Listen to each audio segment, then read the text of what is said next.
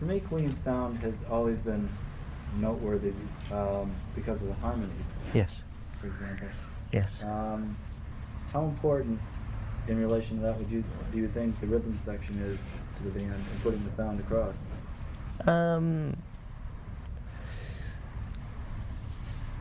It's I don't know. I'd say the harmonies and Brian's guitar work are the main strong features. I mean, they're the things that have made us distinctive from any other group.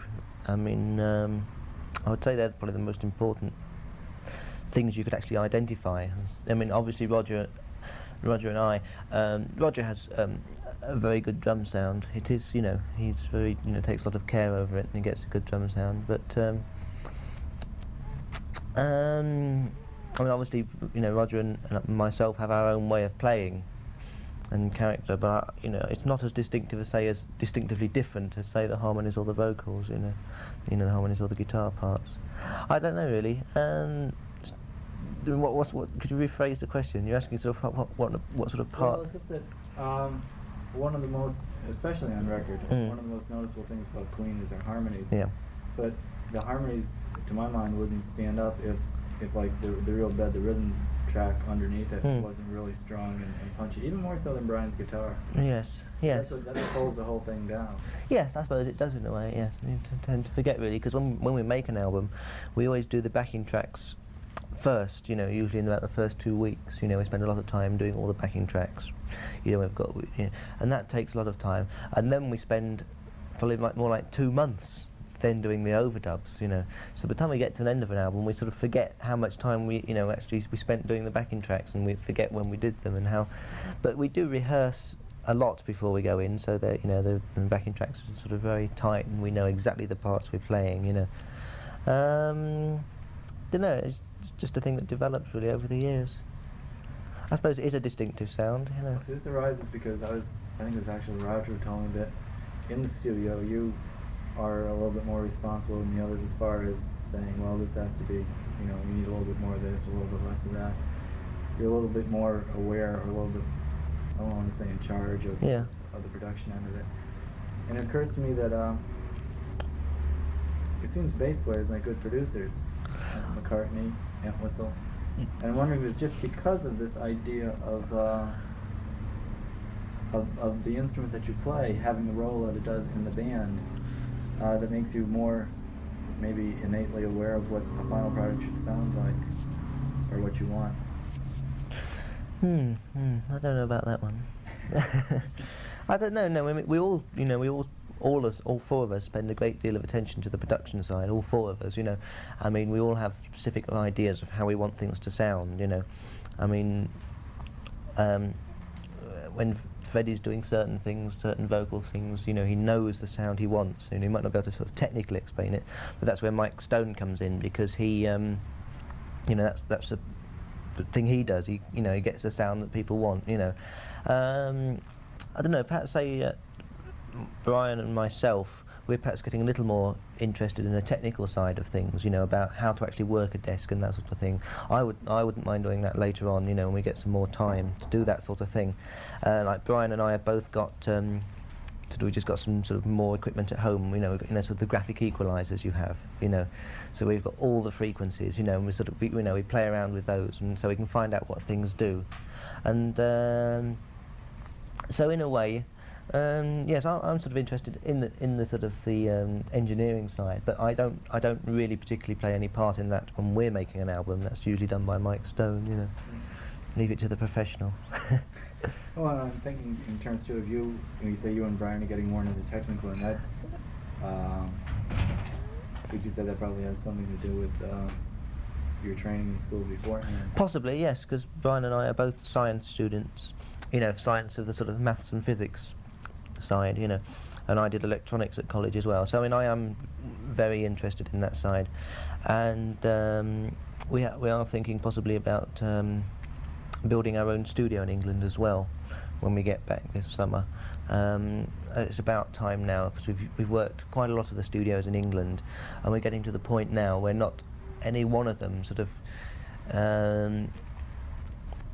completely satisfies us with regards of equipment and everything, you know. So we thought it might be time to actually sort of put our own together. So we've always got, a studio that is usable, that is up to our specifications, and it will be a purely commercial studio as well, for any other acts, anybody else to use, But be a nice thing to do, and I'd take a great interest in that, Well, I noticed when you were talking before about Hummingbird, this is the thing I've talked about with Freddie and Brian, is that Queen takes up so much of your time that it's rather difficult to either mix with other musicians or even to get involved with them, and perhaps maybe the studio Yes, will lead you into... it may do. It may do. I mean, that is very true. Queen has taken up all of our time, I would say, for the last sort of 4 or 5 years. I mean, in the beginning, when we first started, before we were doing the first album, we had time on our hands then because we were very small. We were just doing the odd gig. We were trying to get this sort of, trying to get record companies interested. But since we started then, we haven't had any time, bar sort of like the odd sort of week or two's holiday for the last sort of 4 years. So we are very busy. Hopefully, I mean, in the next year or two, we may have time to develop, to other sort of projects and get interested in other things. I mean, that's the thing that I think that sort of comes slowly with all the groups in a way. In many groups' careers, you find somebody in the band or a couple of people in the band who perhaps venture out and perhaps do a little production or a little sort of something else, and depending on how well it does, then they come running back to the group, if it didn't do too well. Yeah, we don't mix that much really with other groups at all, because we're working so much in our own circle, and surprisingly enough, you don't really meet that many other groups. I mean, Thin Lizzy on this tour, we'll get to know them very well over the course of this tour because they're doing all the dates with us from now onwards. So we know. But apart from that, I mean, like the groups we met last year, we had the Cape Brothers with us, and then we had one or two other support groups, like Kansas we met from the year before. And then there's the bands that we won't talk about that we didn't get on with at all. Yeah, but surprisingly enough, we don't tend to, actually. I mean, very rarely do we ever go into a studio if we're not actually performing ourselves. It's a very strange thing. Do you think that's at all maybe detrimental to the band? It possibly is. I don't know. Because we're very sort of we're very sort of perhaps insular in that way as a group. We just totally involved with our own thing. Freddie did a little production job last year, about this time last year, which was just a single, and he squeezed that in a sort of like in, like a few days. Yeah. Did he mention that? Yeah. Yeah. And that's the extent of what anybody's had time to do anything else. Roger's done all the backing vocal. Yes. He used to do a few. He used to get the odd sessions sometimes, mainly sort of doing percussion and things, But he'd sort of walk in and, take it. I had an album last summer called Fox, and it had a liner called Yes. I know Roger. Yes, he did a little bit on that, yeah. That was in conjunction with the studio we were working in last year, Psalm Studios in London. He had met this Kenny Young chap, and they worked at Psalm as well, so he got a little friendly, and that's one of the things where, he did something. And it does seem that when we actually do get friendly with somebody, they ask us to do something as well, in the same way as with Ian Hunter last year. We bumped into him in New York when we were over here last year. We went down to the studio where he was working on his album, The All-American Alien Boy, and when we got in there, we all went down together, which was, quite strange. And he asked them to sing on it, and Freddie, Brian, and Roger did some backing vocals on one of the tracks. I don't know who we're going to meet this year. He might ask us to do something. I think we might be bumping into Ian Hunter again in Toronto because he's up there this year doing his second album. Which is being produced by Roy Baker, who's the chap who did our first 4 albums with us. So we should obviously go down there, and he might try and get them to sing so he can put the name on the cover, and sell a few more copies. Or Roy Baker Executive Productions. Yeah. I've noticed that on a few things now. Do you think the way that the Queen was put together and presented to the public is perhaps endemic of the way bands in the 70s have to go, given the state of the business now? In other words, rather you had a whole campaign. I remember getting the first press kit Yes. from EMI Yeah. about this new band. It was just Yeah. like overflowing with superlatives, and everybody's going, "Well, what the hell? I mean, can they possibly live up to it?" Whereas people would be more interested in, or more apt to see a band and support one that they've seen play a lot of gigs, little gigs, which you bypass. I don't know. It was a thing about the time when we came out that, I mean, really had got to that level where it was like a chicken and the egg. What came first, the success, or doing the the gigs of reasonable size, where people came to see you, I don't know really. It's a very strange thing that, we did jump in at a reasonably high level. We didn't sort of start. I mean, we didn't have particularly a lot of success with the first album though.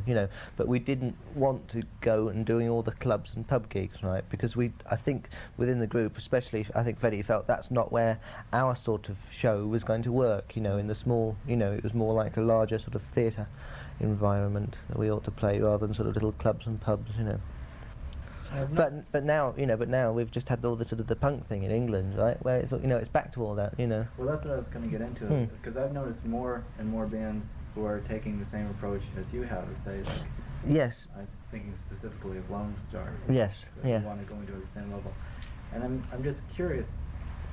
If you think that if more and more bands follow this approach, that if we could be approaching the end of the club scene completely punk. No. I mean, I think that the approach of, say, like, I mean, that way is not so successful now of coming in at that level. I don't know, I think, as you say, groups like Lone Star, and I don't know what they're doing at the moment, but practicing. Yeah. I don't know. I mean, that sort of thing's not perhaps such a good way now. I mean, there's still room in a lot of clubs and pubs. There's still quite thriving in London, that circuit. I mean, I often sort of go and see the odd groups, and I mean, I like to see groups in that sort of environment. It works very well. Do you feel any added pressure to produce the goods when you have been built up in advance so that people are expecting perhaps more than? And you mean on record or at stage? Well, I'm thinking like when you first started out, there was all this pre-tour, pre-record publicity, and I'm thinking more recently this summer there was a whole big thing with Boston before they ever hit the road. And when they hit the road, they had like a ready-made audience for them. And I asked them if they felt any extra added pressure because everyone was out there really just going, blow us away. That's what everyone told us you're going to do. Now do it. Yes. I'm wondering if you ever felt that way. I don't know. I think we went into it a bit more slowly than that. Because I mean, I don't know what happened with Boston. Did they suddenly go into fairly big gigs over here? They signed on to do a tour as support act, and after about 3 weeks into the tour, they found themselves headlining at least like 75% of the dates, and they didn't have enough material. Basically. Yeah, and they were fairly good sized dates as well, I should think. Yeah, well, we didn't we started off at a lower level than that. I mean, we did. In the very early days when we were making the first album, we'd done a few odd gigs, in small places, universities, but sort of just like a few hundred, that sort of capacity, a few hundred to 1,000, and then we did what we called basically, I suppose, a club tour in England, which was this is a time I think that was when the second album came out. We actually did a club tour around the whole country. Where there were sort of venues that hold sort of 500 upwards to a sort of 1,000, that sort of thing, So there were fairly sort of small gigs, We did a whole tour of that, which sort of really sort of broke the ice in a way, And then after that, our next English tour was more like theatres, like the sort of 2,000 touch, that sort of thing. So we came up, sort of slowly, rather than being thrown into the big ones, So I don't think it was a case of we were suddenly sort of, pushed out, having to produce the goods, And we also, I mean, the show was, built up slowly all the while, Because in those days, our repertoire was just like, the first album or first two albums, And, our lighting rig was somewhat smaller than what we use today, Rustic.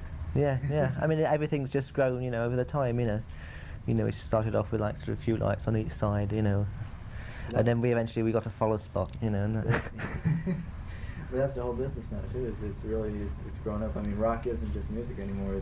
It's a whole part of an entertainment industry. It incorporates video. Yes. There's a lot of mixing, and it's like I feel like rock stars in the 60s and 70s have replaced film stars of the 40s and 50s as like not idols as the young, but people that they're most interested in. Yes. That's right. Yes, it is. A lot of the thing is visual as well, you know, and we had thought about that even from the early days, you know. I mean, because I'm basically the sort of the newest member in a way, because they'd had the band formed for about 6 months with a few other bass players when I came along when I was at college in London. But even then, you know, they had this theme basically of wearing black at the time on stage, you know. That was sort of a theme of what to wear, you know. And a lot of ideas from Freddie, I think, in the early days about the way, you know, we should sort of put over the show, you know. But you know, it started from then. It's just slowly progressed over the years. Well, I asked Freddie is because I had read some criticisms in the past that said Queen on stage is perfect to the point of sterility. In other words, everything is choreographed. The lights are there, you know. Everything. It's like, I mean, I was sitting around one night thinking, because I remember vividly one night Freddie was singing, and he was just singing, and just like, you know, like at one point the song just went like that, and there was a tambourine waiting for him. And for all the world, I just wanted to see the expression on his face as somebody gave him like a wet sponge instead of a tambourine. Yeah. But do you think? And then, but when I asked him about that, he said he thought sterility was the wrong word. He said that's professionalism. Would you agree with what he said? True. I mean, I wouldn't say our show was that perfect every night either. You know. No, but it is. It is a rehearsed show. Yeah, yes, okay. it is. Yes. Yeah. But I mean, that. I mean, there is the sort of the analogy of going to see a play at a theatre. You know, whereas everything has to be. Everything is in place, and that whole thing of everything being like that works, and it all works together well, and it has the best effect. You know, it's like sort of, you know, an actor learning a part. You know, and playing a part rather than. Yeah, there's not. It's very difficult in a way. I mean, it's always a bit different every night, even though it's, you know, the show is basically rehearsed. You know, but mainly for all the things are done for, you know, for the effect, you know. I mean, the lights are designed to go with the music, just to enhance, you know, the music, you know, what's happening with the music. Yeah, that gets back to what we were talking about rock musicians really being more than just musicians now. They're like entertainers, and the analogy with a Broadway play is quite suitable, I think, in that context. I don't think you'd call a Broadway play sterile. Unless it's a sterile cuckoo. Do you think that the music that's created today is earmarked to last, to endure, or are we all just really running around making things in a disposable society that's gonna? I think some of it will last for a long while. Yes, because it's so big. You know, I mean, it's not the sort of thing that could, you know, I mean, records are selling so many copies. You know. I'm sure a lot of our generation will still be playing them in 10 years' time, you know. In the same. But in 20 years' time, will it still be the original version, or will it be? I think some will endure, you know. I mean, things like, I mean, mainly things like the Beatles, you know. I mean, they all endure forever, you know. I mean, It's odd. This is a question I ask just about everybody I interview, and the Beatles are the one group that practically everybody mentions. Yes. Yes, the songs have a very lasting quality. Yeah, definitely. I don't know what it is, you know. Does it bother you so much that rock has become so corporate to a certain extent? Yes, I suppose it does in a way. 'Cause it does get to that point, you know. I mean, that's a lot of the things that, in a way, things like the sort of the punk thing in England is what they're reacting against, because it is getting a bit too much that way. You know, it costs, you know, X $1,000 before you can actually go out and put a show on, because you need all this equipment and all the lights, you know. And that's more just back to a sort of, you know, roots just going up and playing, you know. And, it is a bit that way, you know. But it's very difficult in a way, because once you get to sort of this sort of level, you've got to be able to sort of live with it in a way, because there's always that certain sort of amount of sort of business that goes attached with it. You know, I mean, you can't sort of ignore it completely. You know, I mean, you have to sort of keep sort of one eye on it. You know, so it goes in cycles. yeah. Music shakes the business, and the business shakes the music. Do you think with that plus the fact that people who go to concerts now really expect more of, since they're paying more for tickets, they're expecting more of a show, whether it be in use of video, theatrics, fashion, or whatnot. But when you get right down to the bare bones, do you think that all those things are really necessary? Now, as an example, I would use like Genesis, because the first few years they're very heavily in the theatrics, and they did it, I thought, like really well, with the lights and everything. And Gabriel left, and now they're not doing so much in the way of theatrics anymore. They've really pared the show down as far as that goes. Yes. And they're more successful now than they were before. Yes. Yeah. So I wonder if it's really, necessary. I'm not sure really, because I mean, we don't really get that much opportunity to see many other people's shows. I mean, like all the sort of the acts that are touring America at the moment. I mean, I've never seen a Kiss show or ELO are coming over. I haven't seen them. I mean, Zeppelin we've seen. They just took your name off the marquee and put ELOs up. Yes, because they're coming soon, aren't they? Yeah. It's very difficult actually, unless you actually go and see somebody else's show and sit out there in the audience and sort of try and see it through as though you're one of the crowd. It's I don't know. That's our thing about of being insular. We don't take that. We don't sort of tend to take that much notice of what other contemporary acts are doing. So you feed off of each other really more than. Yes, yeah. I mean, we read the papers, we read the reviews of what people have done, but I suppose we're fairly insular, I think, in the way of what we do in our show. It's not sort of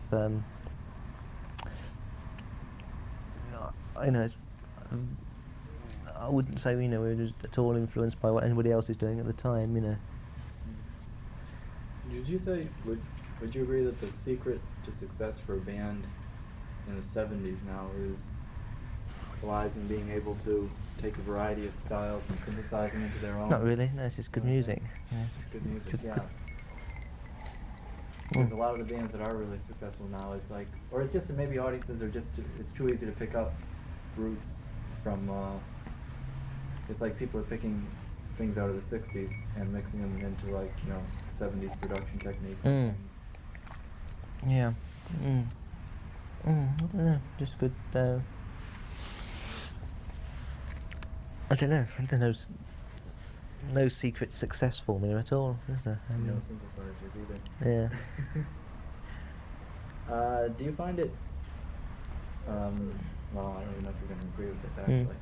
Do you find it at all ironic that whereas what Elvis was to the 50s and the Beatles were to the 60s, Queen is being said to be to the 70s in terms of a new direction or creating a new happening? Is it possible, even given the amount of competition, to have a group to be a happening in the 70s? I wouldn't have thought so, really. I don't know, there's a lot of acts around at the moment, really. Still, I mean, it's a big field, I don't know. I think it is time, like some of the sort of late 60s and early 70s groups, like the Zeppelin, the Who, and the Stones, perhaps step down a little, from, because they have been around a long while, haven't they? A lot of those groups, it's very difficult. Given that the mention of sterility that we were talking about before, do you think that you're more liable to have that charge leveled against you on this tour, since you're playing mostly large halls, which tend to be somewhat more cold and personal just to begin with?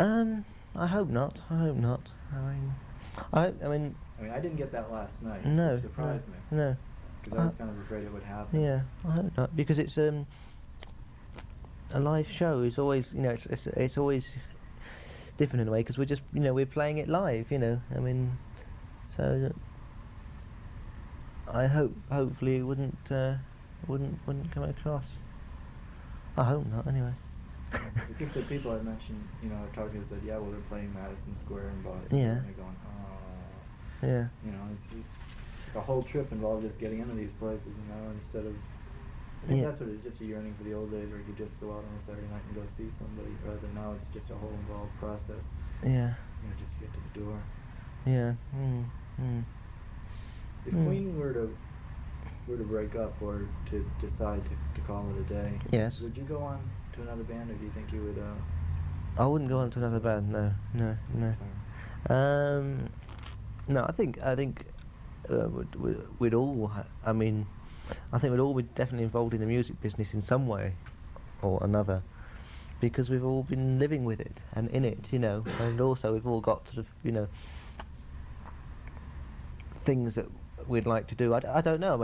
That time hasn't come yet, and I think we've still got a lot more within the group as well. Oh yeah, I'm not trying to write your obituary. No, I don't know. I think I wouldn't go in another group. No, and I wouldn't personally myself ever do a solo album or anything like that, because I don't. It's very difficult from groups for any one individual ever to sort of live up to anything that's close to what the group as a whole had at all. Very difficult indeed. It happens very rarely, doesn't it? When you think, I don't know. It's just things like, as you say, the Who or the Stones, like Bill Wyman or Entwistle. They've all had their go at solo efforts. I haven't heard much about them, but Wyman hasn't done very well. no, he did. Is the music any good or what? It's okay, but it's kind of vapid. Yeah. Does he write the material then, or not? Or some of it, yeah. Some of it, or did he do it with somebody else? I don't know. It's probably a thing of just wanting to do something. You've been working with these other guys for years, and it's probably nice just to have that freedom one day and go off and do something, But I suppose that's true. Could be true of us as well. When we work as Queen, when we do things, it has to be sort of. It's done in conjunction with everybody else, so it gets sort of passed by everybody else, where there are probably certain ideas that the people in the group would like to do, but can't bring out because we work so hard. We only get through one album a year, right? And it only has sort of 10, 12 tracks on it, and that doesn't have the full scope of everything that we're possible. What is capable of within the four of us individually. Because we're all sort of. We could all actually, do more than is, let's say, on a Queen album, But that may come, in a year or so's time, People who do things on the side as well. But I wouldn't see it a case of actually anybody sort of going out and doing something separately, or I would see it more, say in conjunction, with the group still there. Perhaps people just doing other little things as well, But I think. We may not even bother want to actually perform on anything else. We may just sort of go into, say, the more production side, doing things like that, as well. You, as a band, you use the studio mainly as another instrument anyway. Yeah. The thing that occasionally something and cheese me off is that you'll always see a solo album from somebody in a group. When you look at the back. Using some of the people, at least one or two of the people from the group that they're in anyway, and I always wonder, well, what's the point? Other than the different royalties and whatnot. Yeah, I suppose it's ego, really, in a way, just having it's their album, It doesn't seem, necessary. Yeah. I know one person in particular is Brian Ferry, isn't he? Because with Roxy, he got off and do his own solo albums, right? And he still used Paul Thompson, the drummer, and a couple of others, Revolving cast, yeah. He's got a new lineup listed in there. He's got a new what? He's got a new lineup for his tour. Has he? Because he was doing it. Paul Thompson in it. Yes, yeah. He was going to do. Yeah, that's sort of. It's all right for Mr. Ferry, but for Paul Thompson, who was part of Roxy as a group, is now being sort of just a drummer in Ferry's band. It's not such a nice ball game in a way for him, I would have thought. Nobody's quite sure just what their ball game is at the moment. Yeah, because they were supposed to be doing a tour in England before Christmas, but I think he got some sort of problem. Yeah, some trouble. So I don't know. Is that for a tour in England or for to come over here? Well, it's for England, but England first, yeah. He's gonna have a new album out before the tour. Yes, yeah, yeah, yeah. Hmm, hmm, hmm, I think that will be about all for me. hmm. If there's anything else that you may want to go over that I didn't. I beat you this time. No, it's fine, it's fine. Good. Yeah. Thank you very much, John. Okay, thank you.